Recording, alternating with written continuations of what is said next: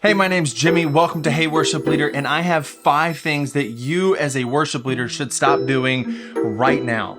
Like, as soon as possible. I mean, as soon as possible. As soon as possible. As soon as possible. Okay.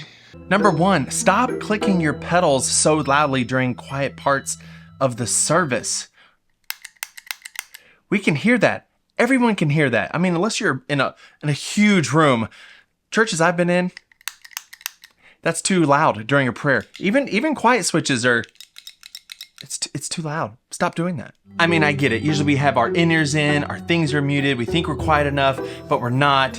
And you might be thinking, Jimmy, I don't play with pedals, I'm in the clear. But that leads into the second thing, and you're probably still not in the clear with this, and that is you're tuning your guitar during quiet parts way too loudly. What?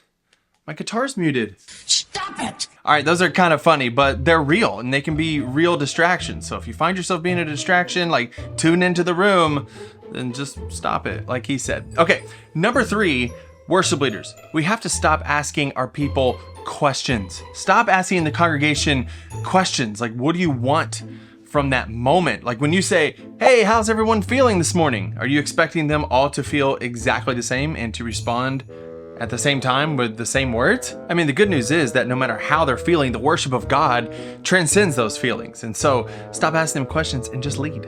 Number 4, stop being the hype person or the cheerleader. I say this because we all too often equate worship with energy, and those two things aren't necessarily going together. You can have energy and not be worshiping. If our worship is not grounded in scripture, then it doesn't matter how much energy that we have. And so that also leads into number 5, stop calling people to worship. What? Stop calling people to worship? That's my job. No, it's not. Yes, it is. No, it's not. Yes, it is. No, it isn't.